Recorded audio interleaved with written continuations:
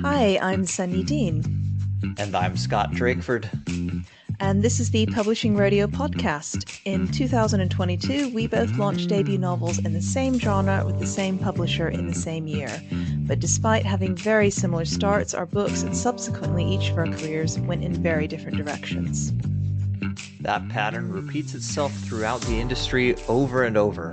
Why do some books succeed while others seem to be dead on arrival? In this podcast, we aim to answer these questions and many more, along with how to build and maintain an author career. Everyone signing a contract deserves to know what they're really signing up for.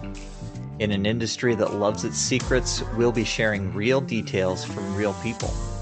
We'll cover the gamut of life as a Big Five published author, from agents to publishing contracts, finances, and more. No, thanks for waiting while we sorted out our frantic schedule. No problem. We've had to fit in a whole lot more episodes than we had planned at first. We were only going to do one a month, so Oh, wow. this is how many we were going to do in a year. Oh my gosh, Yeah. you guys must have had a crazy yeah. past few It's- months then. Yeah. Yes. Now we need to actually get some Sun- writing done in the next 2 months. Seriously, Sunny does not do things in halves. She just goes, man. But it's been awesome. fantastic. Welcome to the Publishing Rodeo podcast. We have with us today Daniel Roman. I should probably let you do your own intro so I don't screw it up. But you are the associate editor at winteriscoming.net. And a short story author. Is that correct? What other accolades should we be putting on your name? Oh god, probably no accolades, but associate editor for winteriscoming.net is definitely the big one and probably the most relevant one to what we're talking about. I do also write science fiction and fantasy. I have short stories out, the same name, Daniel Roman. I've written novels and been on submission with a novel, had a novel die on sub, so got a little bit of a foot in a few different places, but primarily these days I am spending the majority of my time at winteriscoming.net, and that's kind of my full-time thing at the moment. And I'm one of our primary contacts for book-related stuff, and we only cover science fiction and fantasy, so I am always trying to stay as keyed into new science fiction and fantasy book releases as possible. That's me in a nutshell. Could you talk to us about what Winter is Coming, what that website is, how it got started, what it does, kind of your involvement with it, and sort of its place in the book reviewer world? I should preface this by saying I am not a marketing expert. I am an editor at the site winteriscoming.net, where we review fantasy and science fiction books.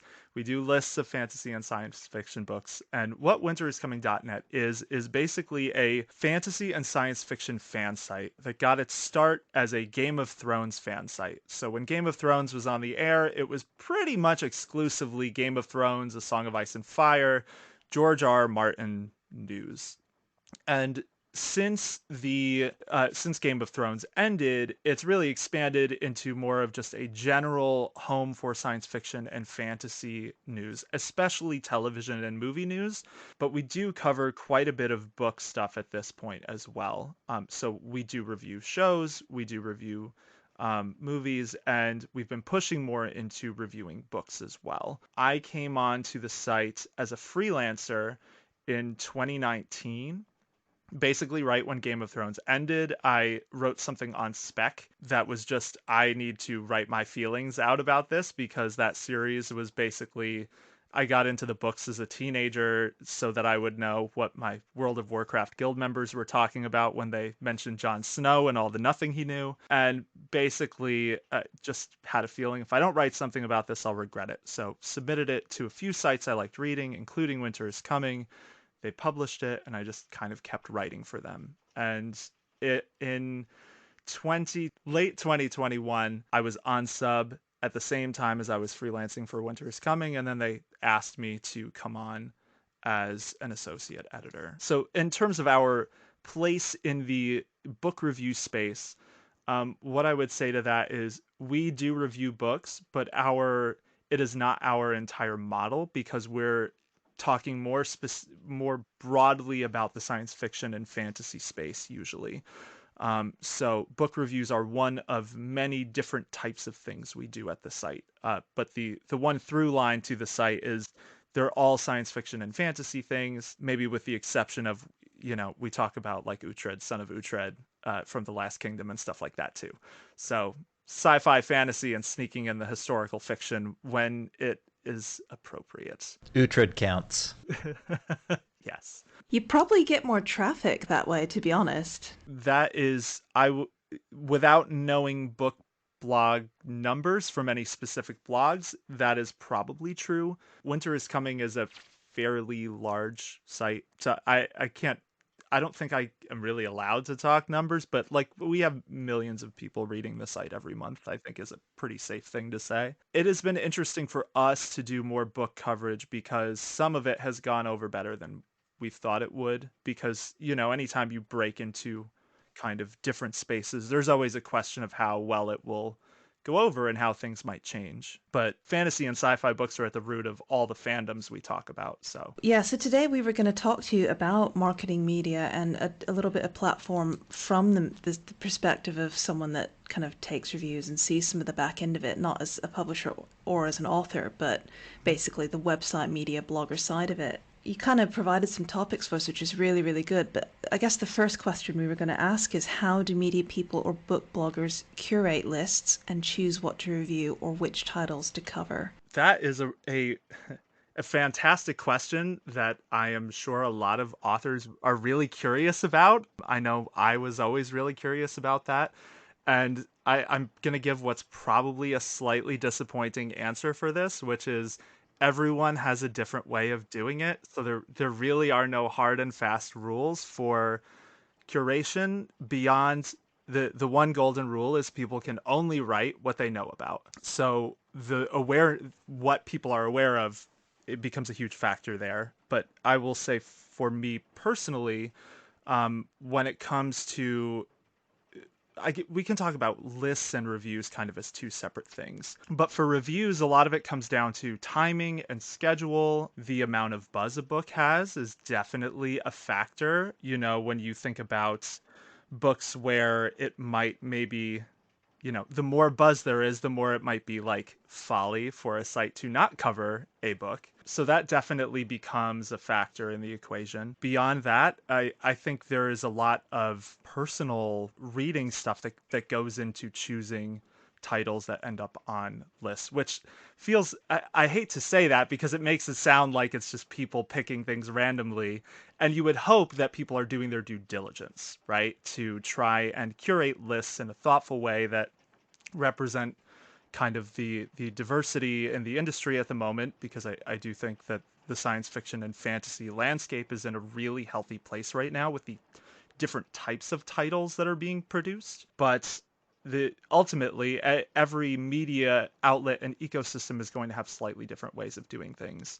And it's always fascinating to me to look at other sites' lists because there will be releases that I considered like the big release of a given quarter or a given month that isn't on those lists, and then other books that I wouldn't have even had on my radar, which are getting prominent coverage on them. The short answer is everyone does it different. The long answer is that hopefully people are doing it in a thoughtful way, even if it's different.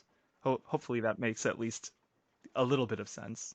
Yeah, absolutely. I think it absolutely makes sense. So, one question I have for you, and understanding that everybody does it different, so your answer is probably relevant just for you. But I am interested to hear what buzz means for you, and you mentioned due diligence. Basically, I'd love to understand what your sources of information are because, we've talked to booksellers and they go through publishers' catalogs and they have sales reps and whatever else. What are your primary sources of information that you're paying attention to, and how do you even find out what books are coming out at any given time? There are, I would say, there are probably three main things that I pay attention to when it comes to figuring out books for lists, which I've been doing this a lot this year because this year Winter is Coming started doing a list every month, which we've never done before. That was something I kind of pushed for this year and said because we couldn't physically cover all the books we wanted to. So doing a list of new releases every month was kind of a happy medium for that, where you can't, be reviewing 10 books a month, but you can talk about that they're coming out. So for me, when it comes to finding titles for lists, there is maybe it's becoming more of a dumpster fire by the day, but Twitter is an extremely helpful one, which for a lot of journalists, they Twitter has been a extremely valuable resource for various parts of the journalism industry. I don't know how that's going to change in the coming months, but that has been an extremely useful one for every reason, from publishers tweeting about their books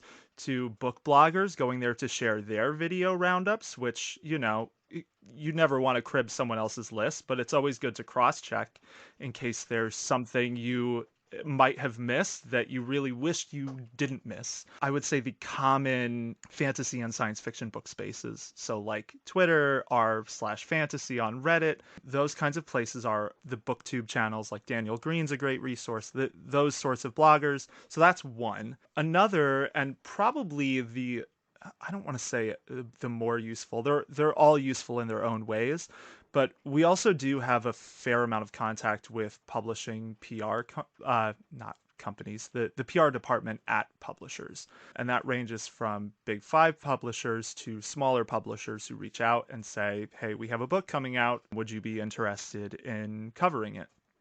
Now, for Big Five and maybe some imprints that aren't necessarily Big Five either, a lot of them will have like a catalog that they send. Some do it quarterly, some do it monthly, saying like, here are our releases for the spring, summer, January, whatever. And that is extremely helpful for me because then, you have it all in one place. So if you're curious what books, Tor or Orbit has coming out in a given month, it's pretty easy to scroll through their catalog and find out. There's kind of like a hierarchy of how things are placed in the catalogs, and that varies by publisher as well. But if you're really scoping releases, then you're probably going to read the whole thing anyway. But yeah, so those are the two main ones. I'm blanking on what the third one is right this second. The third one's probably being contacted. That was what I was going to get around to, because when you work with certain publishers, you end up kind of regularly getting their catalogs and things like that.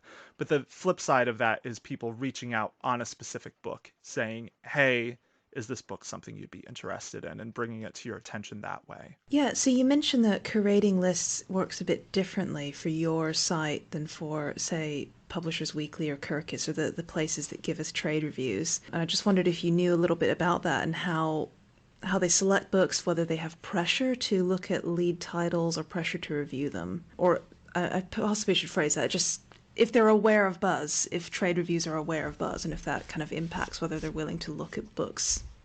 That is a really interesting question. With trade reviews, I'm not super familiar with their ecosystem in terms of how they pick the books. I do have a friend who reviews for Kirkus, so I can tell you that in terms of your Scott, you mentioned this a few weeks back in one of your episodes when you were talking about how you got one trade review that kind of poked fun at your title that you didn't even choose. And it's like, well, you never know who's even reading these things and writing them. And that, to my understanding with trade reviews, that is the case. I believe they take on freelancers and then they kind of assign out books, and there's no guarantee that you'll be reading in one genre. It's kind of like you have a quota of books you get sent every month, and sometimes it's really random and they line up with your taste, and sometimes they don't. Now, in terms of buzz, I don't know how much that is a factor, but the flip side of that, I would say, is if they are being made aware of titles in the same way that like a site like Winter is Coming might be being made aware of titles from publishers, then there is certainly a chance that publishers are reaching out more about their lead titles or sending out an extra mailing blast to make sure that they're aware of their lead titles. And then, of course, once you get into like the Kirkus that libraries get, where they're, often choosing out their titles to order for the library, the starred reviews in those are something which is kind of easier for people to refer to or automatically draw the attention, especially if it is a genre that like the librarian's not familiar with. Well, it's easier to look at the starred things and think maybe these are some books we should have. I'm not saying that there's always a correlation between lead titles and starred reviews in something like Kirkus. Obviously, that's not the case. But having also looked at like those magazines for libraries, like helping like one of my local libraries pick out sci-fi fantasy titles, like there's often a correlation there between the ones that you see getting the stars and the ones that are lead titles, and it's hard to think of that as totally a coincidence. But I would be kind of speculating, I think, to go too deep on that. Yeah, that that makes sense. But I mean, even just understanding that it doesn't necessarily have to be a pay for play situation, right? Pay to play, but that there might be some influence just because a publisher might be sending out better materials that might better match a book with a reviewer that cares about that kind of book and likes that kind of book. I mean, that makes a big difference and makes a ton of sense. I also saw online when I was looking into trade reviews a bit, quite a lot of them will say, because you can submit to them as like an indie or it has submission guidelines if you're a publisher and or you know you need to look it up.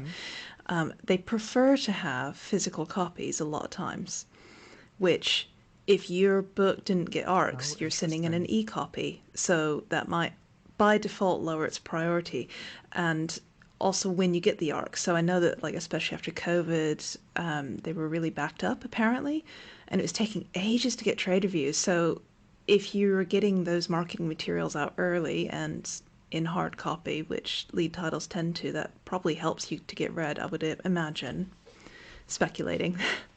Yeah, I mean, so this is something I've been thinking about, like literally since you guys started your podcast. Just this idea of like, do physical arcs matter? Like, we're in this digital age where people are also reading e-arcs.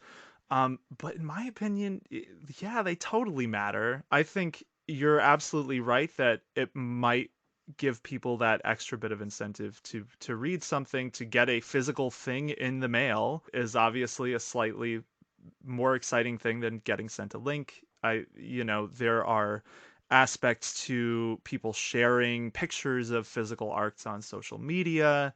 Um, I will say for me personally, I always request physical arcs if I can. That's not to say I won't read a digital arc, but there's like I don't know if other people ever think about this. This might just be me being a weirdo, but like I spend on average like 8 to 10 hours every single day on my computer. So turning around and using an e-reader after that, sometimes like I physically cannot do it like because my eyes hurt. There is an accessibility thing there too. And I wonder when I see a title from a publisher I know does physical arcs. Like it's different if you're at a small publisher, you're self-published, but if it's a large publisher that does arcs and they have a title that they're not doing arcs for, I'll often wonder why. And I don't know if other people wonder that, but I certainly do. I really noticed it actually when I started getting a lot of books to Blurb. I used to always take e-copies before, because I used to review e-copies on NetGalley when I was a reviewer before I was a writer. Mhm. And now, like, my Kindle is just full of all these really badly formatted ebooks that I am reading, but it's. Yeah. I've started requesting the physical copies because if nothing else, that the physical pile of books guilts me into reading more of them. So something about that Yeah. presence is there. Yeah, I mean, maybe that's a plus and a minus in that way. I'm like staring, I have my shelf of arcs like right here that I'm side-eyeing as we talk about this. I think there are advantages to digital arts too. Like there's an accessibility element there as well, right? Because anyone can get the link anywhere in the world and have it immediately. I use them especially when I'm on deadline or there's something I want to review that I just, I don't have time to wait for a physical arc to actually show up at my house, so I'll dive right in on the digital. Yeah, I definitely think there is something to uh, that idea of they matter if you're with a large publisher, small one less so. Just to quickly go back to the star thing, I think, Scott, you had a question about that, but I can't quite remember it. Yeah, I already hit it. The just and I don't think we're gonna I don't think we're gonna uncover any more secrets about how Publishers Weekly and Kirkus and whoever turn out starred reviews, right? But I do think the connection Yeah. between you know knowing how they're doled out to reviewers, things are starting to click a little bit, but. Yeah, Daniel, I mean, with respect to arcs, I'm the exact same way, right? And I think they matter just generally. It's pretty easy to see the buzz that they generate on Twitter and Instagram and elsewhere when a publisher's sending out arcs.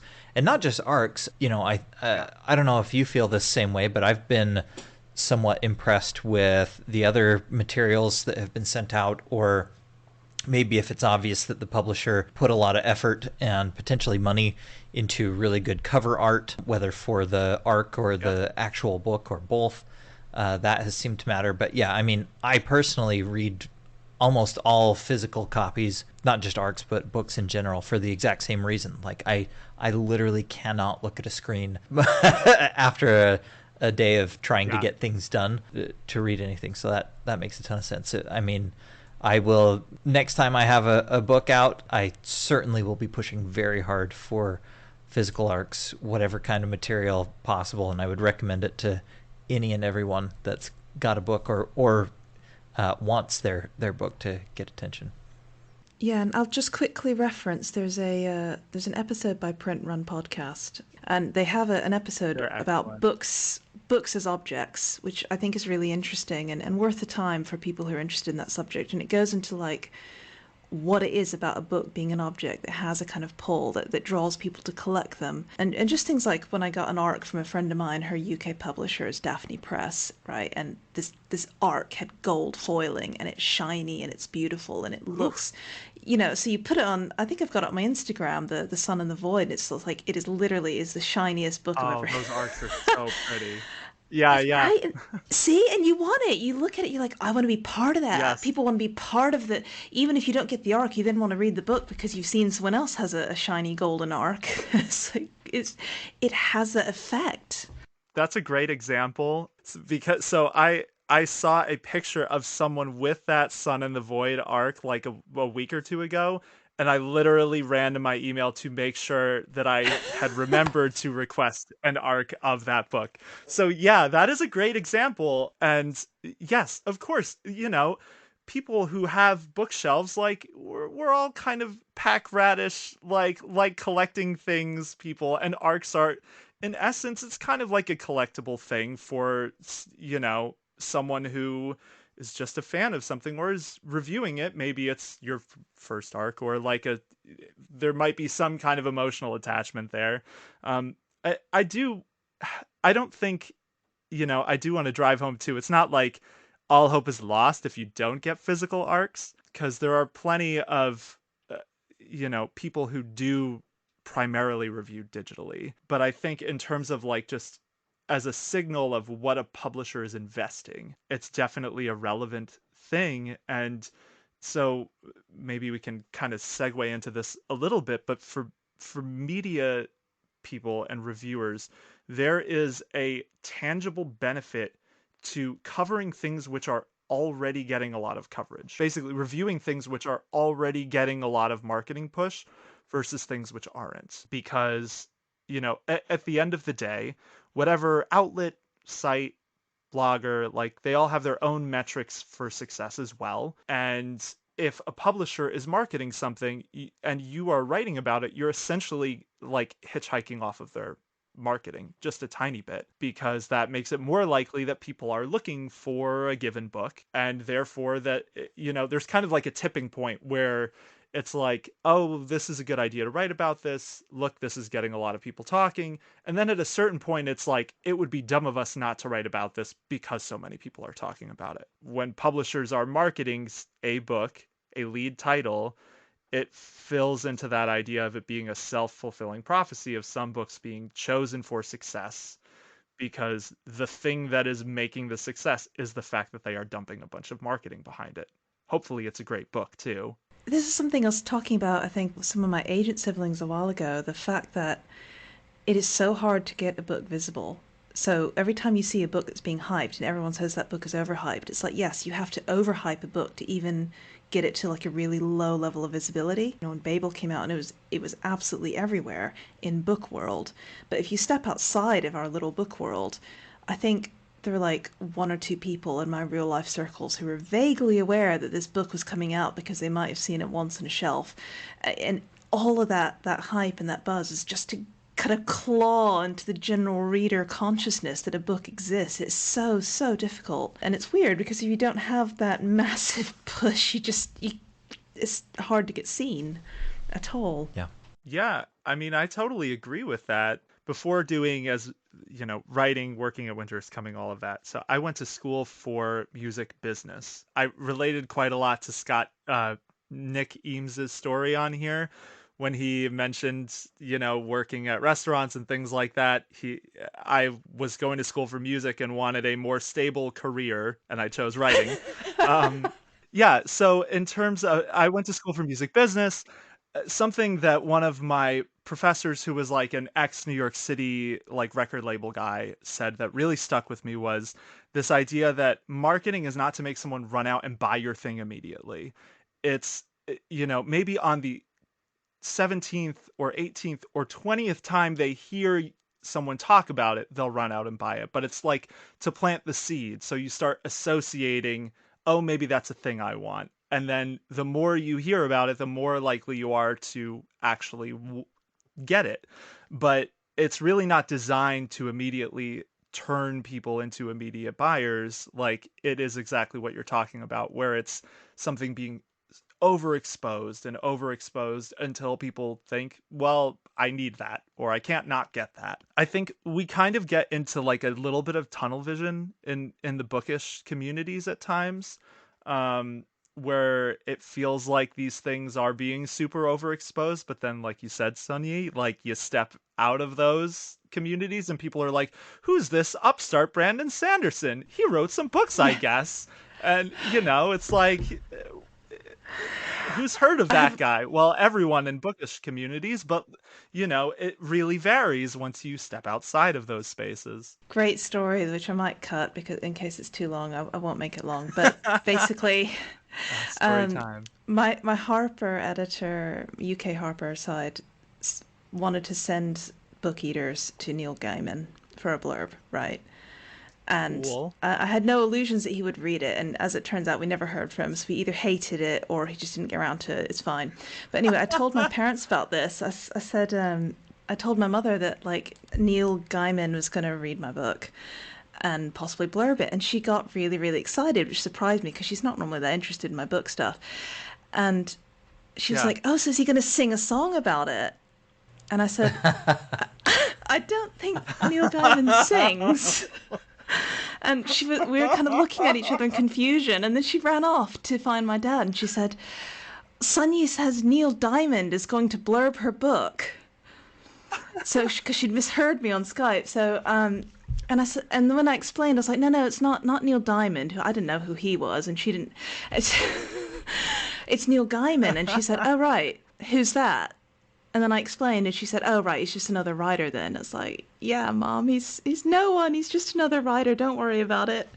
And he didn't blurb it anyway. But it just really reinforced for me. It's like, that, he's a titan in our genre and in mainstream fiction. But my parents don't read, my mother doesn't read fiction. She's just like, who's that guy? He's just some loser who just writes books, Yeah, I mean that's like, such a great.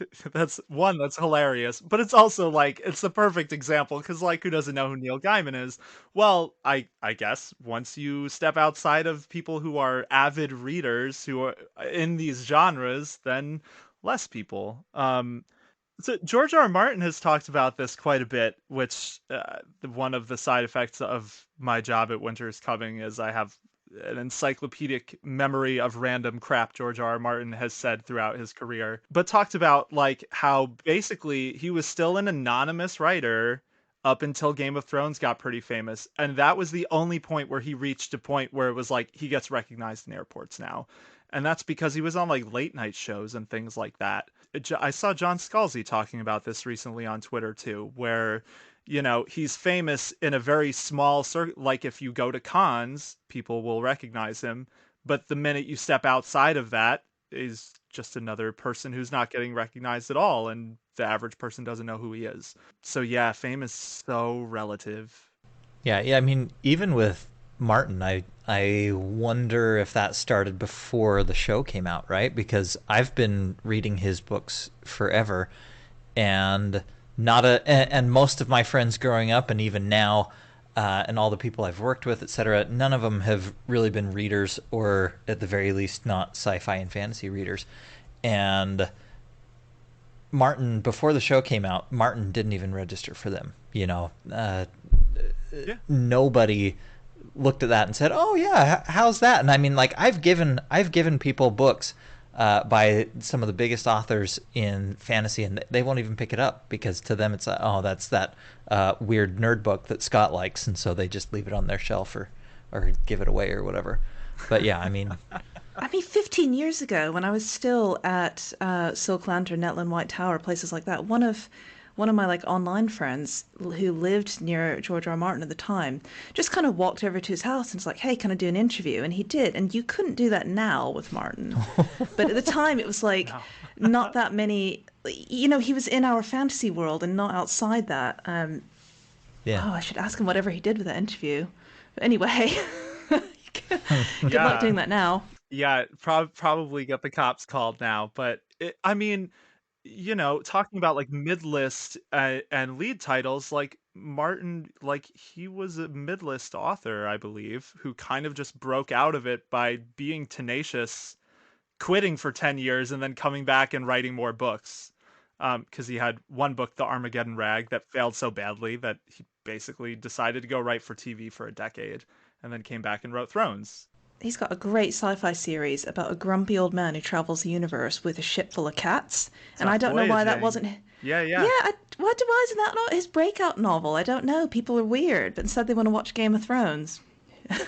Yeah, I They're mean, both good. a It's lot of fine. his work, it, it's such a good, like reminder of that often the success of a book is not always dictated by its quality.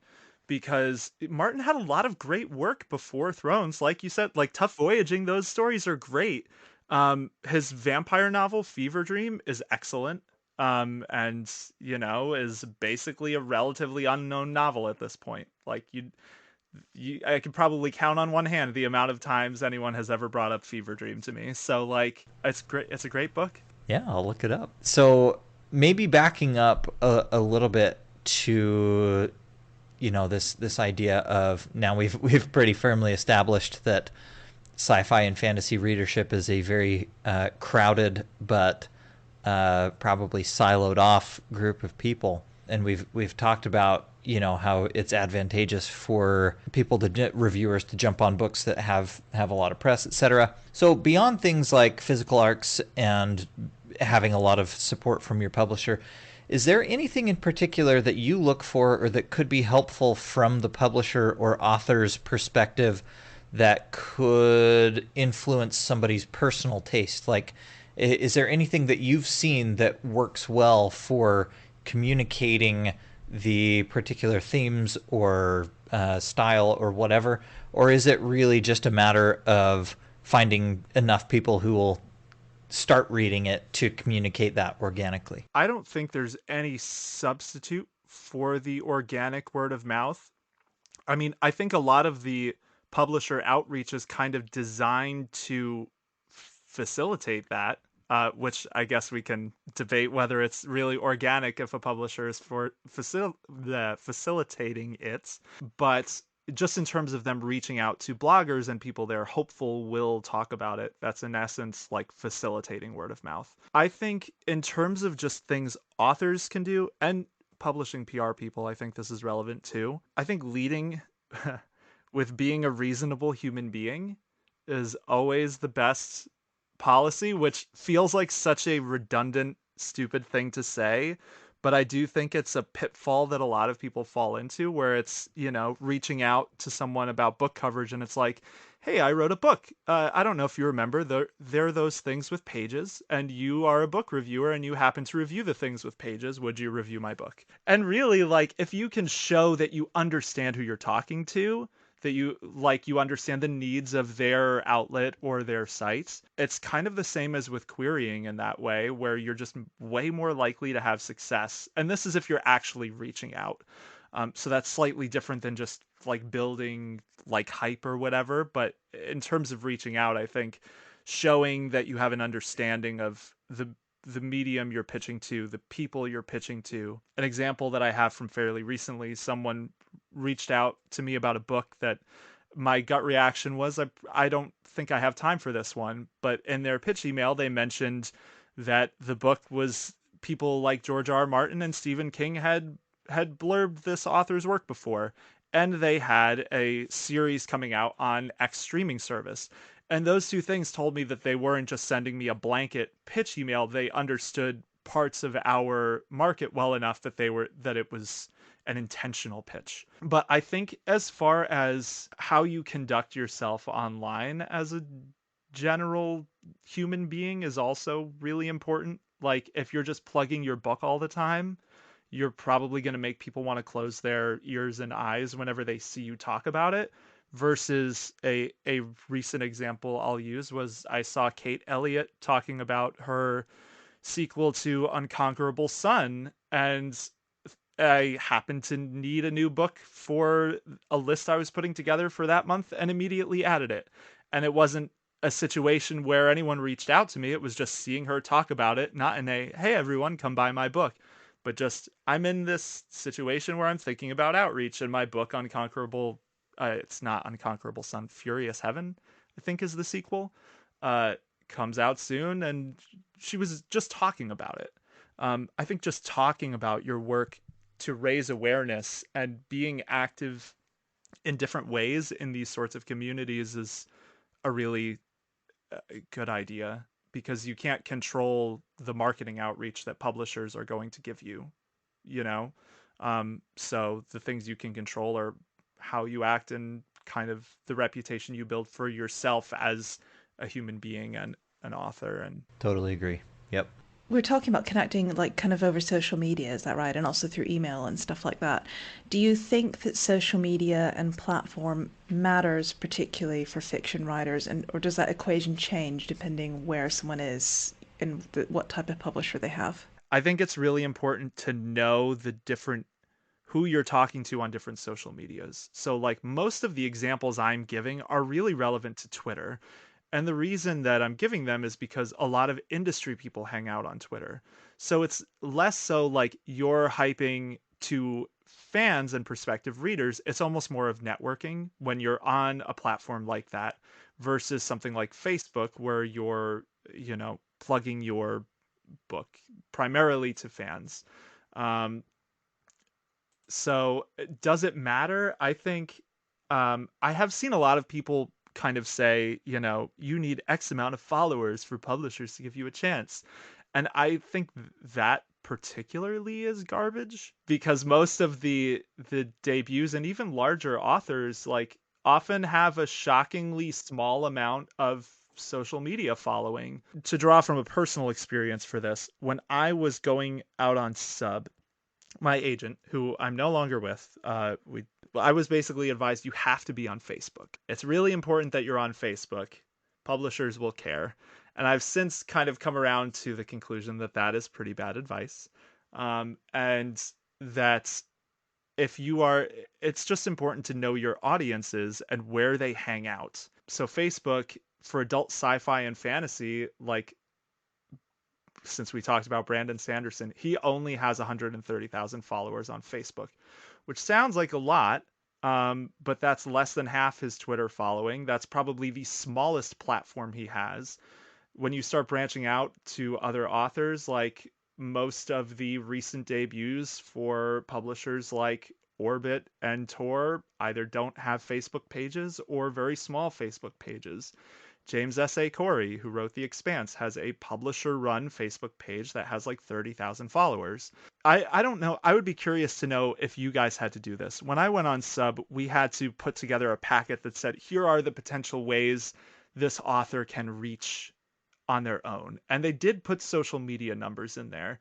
And that was something I didn't know how I felt about at the time. Like, was that normal for you guys as well, or did you just not even have to think about social numbers when you were going on Sub? I think we might have had different experiences on this, and there might be one bit where Scott will have to actually cut his answer if he's a little too honest. But so I had Okay. I had 120 followers on Twitter when I signed with my agent. I had maybe not even 1,000, I think, when I got the book deal with Tor. I No one ever really asked if you have an obvious pathway, I think. So, for example, like, on Essa, I think they were hoping that her connection to Lucasfilm would somehow magically make film rights Mm. appear. So that was noted on her social media connections. But they seem to have kind of got over this idea that it makes a difference. I think the only time I really see it thrown around is smaller presses where they're relying on social media marketing. So anything that you bring to the table is good for them. Or pubs who are looking to maybe shift blame for why the book didn't sell, and they just tell you that it's like because you didn't share it on Twitter enough or something, and it's not true. No. It I think social media made a difference, but it wasn't my social media. And I remember what was one of the podcasts I was listening to where this woman defined the difference between marketing and publicity. Where she said marketing is what you say about yourself; it's your message to the world, and publicity is what other people say about you. And marketing, you can control the message, and that's the bonus. But the thing with publicity is it's more effective when someone else says it about you. So publicity Yeah. has been good for me. I haven't done any marketing. I know Harper and Tor run ads and stuff, but the publicity is other people posting your book on Instagram saying, I got this arc, I got this novel, I got this book, it came in my crate box. Here's a really pretty picture with like some skulls and candles around it. That's publicity, and that made a difference, but it's not something I could generate myself, because it's easier to write a novel for me than it is to go and become an Instagram influencer. Yeah. I totally feel that. It's a different skill set, right? And I think you see that with like the booktubers who are now releasing their own books. It's kind of like they started with that skill set and now they're hopping over to writing and releasing books. Um, and yeah, I think expecting authors to be social media gurus is a tricky proposition because, you only have so many hours in the day, and what do you want them spending those hours on? I am curious. I do want to hear Scott's answer to this too, but I was thinking of the person in publishing who asked Scott if he was attractive, I guess in relation to marketing and publicity. who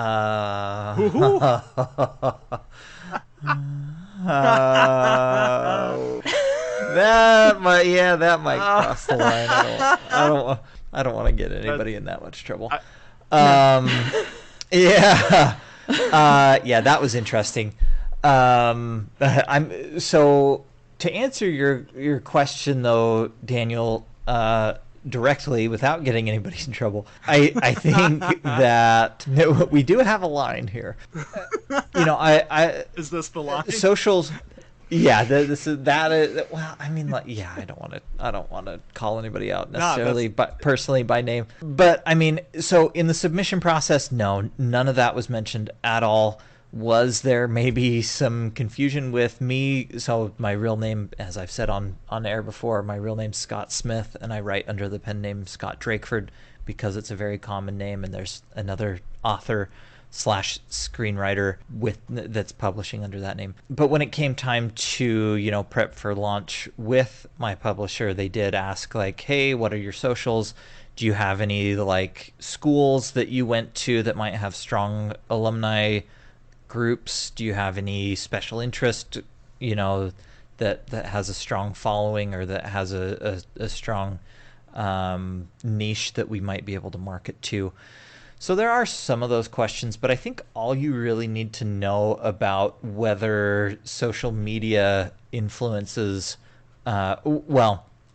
social media followings at least, influence how well a book does is go look at a publisher's posts, right? Like, I think some publishers might get a little bit of run on Instagram or whatever, but despite having hundreds of thousands of followers, some major imprints, again, not naming any names, but some major imprints have huge followings, and their posts will get like 10 likes. It's pretty obvious that just gathering a following and building a platform doesn't do the trick. There has to be that organic generation of PR like y'all were talking about. I do think it's possible to do, because one of the things that I learned about when we started getting translations for book eaters is that a lot of the foreign European presses do cultivate readerships, and that my agent was explaining they have a little bit of a different culture with it. So I know that the Spanish language publisher for book eaters is called Oceano, and they call their readers sailors, and they kind of interact with them, and they get them excited for new releases. And it's very much a thing, the way people might be fans of a football club, you might be fans of like a publisher. So they have some of that going. They understand how to cultivate that. And I do see that as well with like Angry Robot and kind of some of the mid-sized sci-fi and fantasy presses who have to do that, so that they do, and they're effective at it. But it can be done. I mean, I think there's brand loyalty. I'm not saying that there's no value in the brand, right? Oh yeah. I just don't think that people on social media give a shit about that following necessarily. Yeah. And I don't think it's the ticket to success. It might work for some, but it's certainly not a silver bullet. I think more people shoot I themselves think... in the foot. Sorry, go on. No. I want to hear what you were going to Okay. say, because I think I agree with it. I think more authors shoot themselves in the foot with social media than create a platform that does anything to move their sales, because I feel like every other day you see someone on Twitter who's just said the dumbest fucking thing since I don't even know, and you're like, why did you do that? And like, they're human and whatever, and sometimes they deserve it and sometimes they don't, but basically people just really stick their foot in it and they get caught out, and they're out there trying to build platform. But if you're not media savvy, you're not social media savvy, it's really difficult to do well. You're just on this constant tightrope. Yeah, I mean, I think there's a fine line between building your audience through, posting and becoming a PR problem because you said the wrong thing. And one of the very first friends I made on Twitter, I then watched combust on Twitter, and this was like a couple of years ago. Basically, exactly what you're talking about, putting their foot in it and saying something that they then regretted, that ended up causing them to split with their publisher and all this stuff. I do think there are definitely things to be mindful of in terms of how you're conducting yourself. It's just important to remember that if you're hoping people will get referred back to you, or outlets will cover your stuff, like, I don't want to say like don't be embarrassing on social media. Like, how do you measure that? You really can't. But just be mindful of, is this something you're using personally just to vent about whatever thing you feel upset about on a given day, or is this an extension of your professional profile? And if it is one, it's important to keep that in mind, just so you don't send mixed. What Scott said about being asked about what platforms you had. Do you have a school that you went to with an alumni outreach? It's super reasonable, and I would assume fairly normal, for a publisher to wonder what things you can bring to the table once you're at that point and you're discussing the launch of a book. But I think there's a bit of a myth of you need a following to get publisher notice. And I think, at least in science fiction and fantasy, I haven't seen anything that actually supports that. So that is different than, once you're launching it, saying, what can we all do? To say 10,000 followers or bust, bub. It just doesn't happen, I don't think. I've given up trying to debunk that myth, because I used to run into it almost every day in kind of Facebook writing groups. And I think it comes from like a couple of the same articles put out by self-pub gurus or people who are just, I don't know, bloggers of unknown qualifications.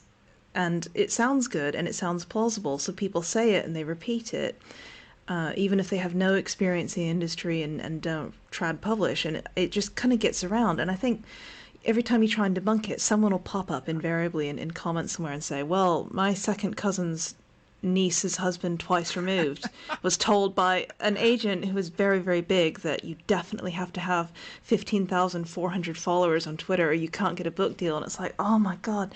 And everyone will just believe it. Like, Not it just winds me up. 15,350. Yeah. Yeah. No, it's legit though, because it is misleading. And, ultimately, then if people think I need 15,000 followers, how much energy are they going to put into that they should be putting into making their book really good? Because ultimately, that's going to be the thing that will help them sell it more, in theory, hopefully. I definitely have some strong feelings about that too. I have a theory that it has to do with control, and that there is so much in Okay. publishing which is outside our control. So even getting picked up by an agent is out of your control, how you do on sub, how your sales are. Our followers are something we can control, and I do think there's a tendency in people to want to seize on that, to feel like if I can just get the followers, everything will be okay, and agents will notice me. If I can get the Yeah. likes in a pitch contest, which don't usually pan out, by the way, then I can get picked up and so on. And it feels like a really tangible thing that you can do, but it just doesn't necessarily do much. And I think it's maybe not helped by the rare examples that we do see, that the occasional social media stars who break out and kind of make a difference that way. But for most of us, it's not. Although you did mention in some of your notes that TikTok can be a thing, and we do know that TikTok makes some difference. I don't know if you want to seg into that. A lot of both authors, publishers, booksellers have been finding success by utilizing TikTok. And a big part, in my opinion, of why we're seeing such breakout success for people on TikTok is because TikTok is algorithmically oriented toward organic reach. So not suppressing your posts, and just sharing things out on trending hashtags. Whereas Facebook and Instagram specifically, and now Twitter, it seems, is going down this route, they paywall reach. So they really do suppress organic reach because they want you to be paying for ads or boosts or their subscription. But TikTok doesn't have that element yet. So like for Winter is Coming, for example, we basically built and have a TikTok that over a couple of months went from total zero to, I think it's just under like 10,000 followers right now. And that is entirely just from sharing things related to like House of the Dragon and Game of Thrones during the period when they were on, and catching on with those sorts of trending tags. I remember seeing another story a while back from an editor who I follow with one of the big five publishers, who posted a TikTok about this book that they had acquired, just kind of like cracking a joke about this book they acquired and like convincing their boss to get on board with this book. And then tweeted about this like a few weeks later, saying they saw, an obvious effect on the sales from this, like that happened to coincide with this viral TikTok that was just totally unpredictably viral, not something she did intentionally, wasn't a marketing move, just hey, let me post this random TikTok and it took off. TikTok, if you are hoping for organic reach and breaking out in that way, it can be great. I would just, as with any social media, just be conscientious of chasing trends, because that can sometimes bite you in the ass. My agency have this really great rule that has actually saved me a lot, because I have a big mouth and a hot temper, which is a bad combination on social media. Um, they call it the 24-hour rule, which is anytime someone posts something which just pisses you the fuck off, give it 24 hours and see if you still give a shit. And 99% of the time I don't, because my Yeah, temper's burned itself out, and it stops so many things from spiraling. You really don't want to start a dog pile on yourself. It's on any that's platform. great advice. We were going to ask, if you had general advice for authors who are wanting to approach reviewers, if possibly their publisher isn't doing that or isn't doing it in the way that they hope, if there's a good way to go about it. I know you mentioned being human, but like, is there kind of a format for reaching out? Are there lists? Are there people can we go to our publishers and ask for lists of names and things like that? I don't. Can you go to your publisher and ask for a Ooh, I list of don't know. names? And you probably should be able to. I don't know how forthcoming they would be with that. It probably would depend on your relationship with your publisher, I would assume. I do think there's definitely value in, I would encourage any authors wondering about that stuff to start making a list themselves, because with publishers, in theory, they should be, if you're with a big five, they should be the ones reaching out for you. Not to say that most reviewers would be averse to hearing from an author, but there is that extra bit of legitimacy when you get the email from a PR department versus a random person saying, hey, would you read my book? So there is that, but you can't always control that, kind of like we talked about. And I've definitely heard stories of authors asking about who are we sending this to, and kind of getting talked in a circle because publishers put out more books per quarter than they can probably realistically, like, fully promote. Not to say they're not doing anything for them, of course they are, but that they can put their full weight behind.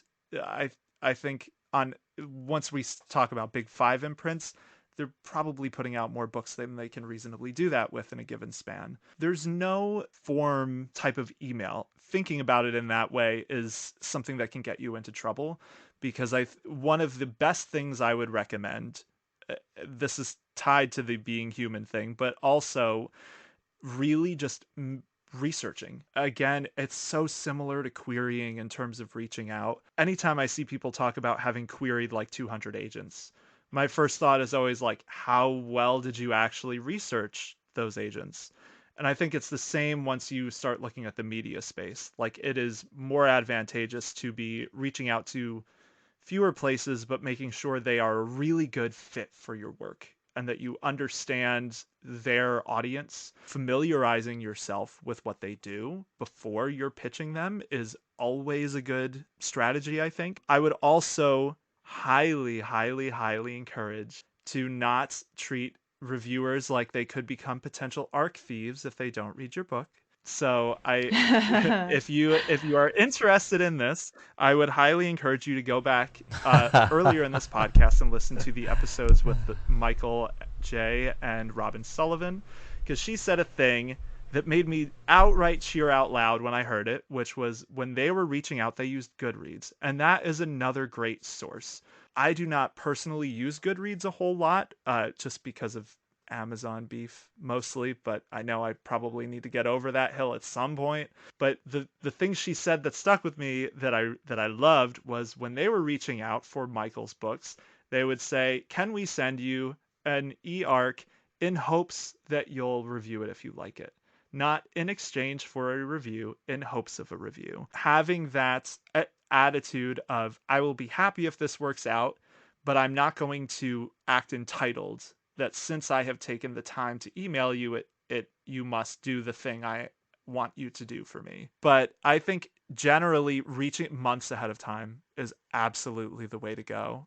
As many months, well, not as many months, but I would say anywhere from 5 to 3 months ahead of time is best if you're hoping for coverage. If it's just like, hey, you do lists and I want to make sure you're aware of my book coming out, then you have more leeway, because that's not a big ask compared to take the time to read an entire novel and review it or interview me or whatever. If you don't have any more questions, Scott, I was going to ask if you have any rapid fire quick advice for people, Daniel, and also a chance to plug yourself, if that's okay. We should do that every episode, but we sometimes forget. Sure. I feel like I've talked to a lot of people in the fairly recent past, where they had a book deal that maybe didn't go right and feel like that's the end.